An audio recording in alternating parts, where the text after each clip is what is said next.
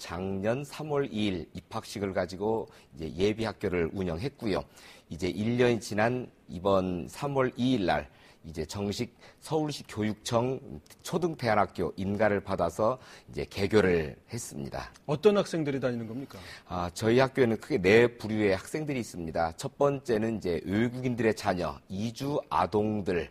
그 중에는 이제 미등록 체류자라고 하는 이제 불법 체류자 자녀들까지 이제 저희가 받고 있는 부분이고요. 두 번째는 다문화 가정의 자녀이지만 해체 가정 또는 위기 가정에 있는 자녀들을 받는 부분이고요. 세 번째는 이제 중도 입국 자녀라고 하는 신조어가 만들어져 있습니다. 한국의 이제 다문화 가정의 90%는 한국 남성, 외국 여성 간의 결혼 커플입니다. 그런데 그 90% 시집 오는 여성이 전부 처녀들만 오는 건 아니고요. 현지에서 이미 결혼하고 자녀 낳고 살다가 이혼을 하거나 사별을 한 여성들이 재혼으로 한국에 오는 거죠. 그런데 이제 시간이 지나면 국적을 취득하고 현지에 남겨둔 자녀를 초청할 수 있고 학교 갈 수 있습니다.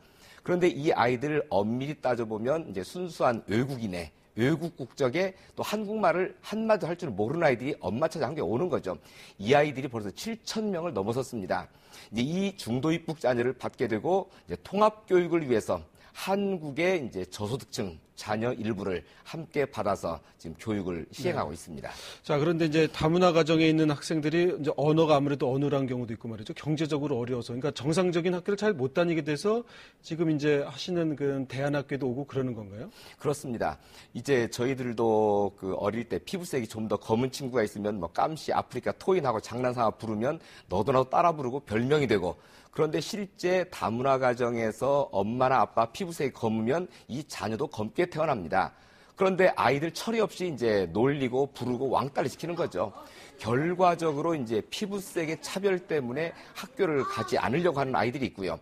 또 이 아이들 엄마가 언어 소통이 잘 되지 않기 때문에 어릴 때 이제 텔레비전이나 또는 비디오를 틀어놓고 이제 강제로 보게 하는 거죠. 그러다 보니까 이제 대인 기피증이 생기거나 비디오 중독 증세에 빠지거나 또는 이제 듣기는 잘하지만 말하거나 읽을 줄을 모르기도 하고 그러다 보니 학교에 입학하면 이제 받아쓰기 대부분 빵점이고요. 또 학교에서 알림장, 전달장에 이제 준비물을 적어오는데 준비해줘야 될 엄마는 막상 읽지를 못합니다.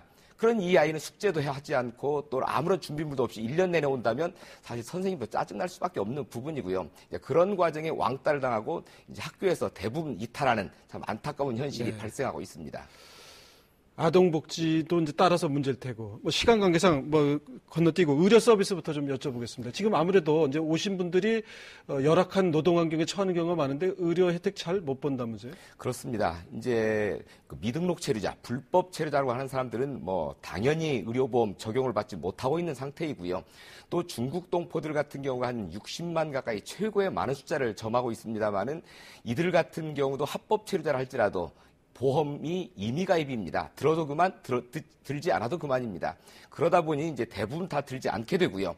그러다 보니 건설 현장에서 일하다가 발바닥에 못이 찔렸는데 이제 불법 체류에 의료보험도 없고 돈도 없고 또 조퇴를 하고 병원 가기도 쉽지 않습니다. 그럼 참고 일하다가 온몸이 퉁퉁 부어서 이제 파상풍, 폐혈증으로 사망하는 경우도 있고요.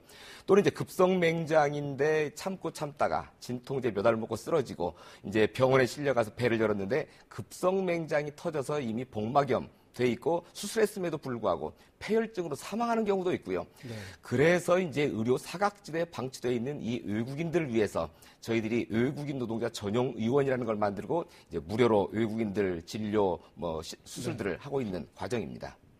자, 이제 하여튼 상황이 이렇게 열악한데 그러면 우리가 같이 살기 위해서 어떻게 해야 됩니까? 그냥 우리 마음을 좀 바꾸면 되는 겁니까? 어떻게 해야 되는 겁니까? 가장 중요한 것 중에 하나는 이제 외국인 노동자들에 대한 복지 또 여러 혜택을 이제 확대시키는 것도 필요하지만 우리 한국인 다수 한국인들의 의식을 어떻게 바꿔갈 거냐 하는 문제가 심각하다고 생각합니다. 이제 아프리카 가나 출신 흑인 여성과 한국 아버지 사이에 세 자녀가 태어났습니다. 그런데 이 자녀 셋 다 이제 검은 피부색에 곱슬머리에 흑인처럼 보이는 거죠. 근데 부모님이 다 돌아가셨고 제가 이제 이 세 아이들을 키우게 됐는데 이 세 아이들을 데리고 첫날 전학을 갔습니다. 그런데 교장 선생님을 만났더니 너희들 어느 나라에서 왔니? 그런데 아이들 고개를 숙였습니다. 그런데 또 교감 선생님이 오시더니 너희들 어느 나라에서 왔니? 이 아이들 눈물을 흘리기 시작한 거죠. 교장 선생님, 교감 선생님이 악의적으로 물어본 건 아니라고 생각하지만 네. 그렇게 물어서는 아니 된다는 것 또는 그렇게 물어보면 상처가 알겠습니다. 된다는 것을 알지 못하는 참 이런 안타까운 현실 속에서 알겠습니다. 우리의 의식이 바뀌어야 된다고 생각합니다. 일단 여기까지 말씀 듣고요. 시청자 여러분들이 보내주신 의견 살펴보겠습니다. 먼저 SNS로 들어온 의견 보겠습니다. 네, 몇 가지만 소개해드리겠습니다. 국적, 출입국, 비자 등 기본 제도부터 대대적인 전환이 필요합니다. 인식 전환까지. 다문화 가정은 쉽게 이해할 수 있는 문화적인 교류가 부족합니다. 좀 더 교류할 수 있는 문화의 장이 필요합니다 하는 의견도 있으시고요. 문자 메시지로 들어온 의견 보면요. 아직 순혈주의, 단일민족 의식이 강해서 어릴 때부터 인종주의에 대한 폐해가 있다. 또 외국인이 많아지면 그에 따른 부작용도 많기 때문에 준비도 필요하다. 이런 의견도 있었습니다. 네, 다양한 의견 보내주셔서 감사드립니다. 시청자 여러분 의견들을 보니까 하여튼 뭐 국적, 출입국 비자서부터 정책, 교육, 문화 뭐 여러 가지 변환이 필요하다고 하세요. 뭐 일거에 다 고칠 수는 없고 아까 이제 의식 얘기를 하시다가 말씀 멈췄는데 인식 전환이라는 게 금방 안 되잖아요. 제도적인 거는 뭘 하나 제일 먼저 고쳐야 됩니까? 일단은 그 의식의 변화를 이제 그 함께 추진해 갈 수 있는 정책, 법률 이런 시스템의 구축이 필요하다고 생각합니다. 또 정부 정책도 이왕이면 좀 더 그 하나로 좀 일치된 그런 그 정책 수행이 필요하다고 생각들어지고요. 또 현장의 목소리를 좀 잘 들었으면 좋겠습니다. 저희는 이제 어린이집을 만들고 초등학교를 만드는데 정부에서는 이탈한 다문화 가정의 자녀들을 위해서 이제 고등학교부터 만들고 있거든요.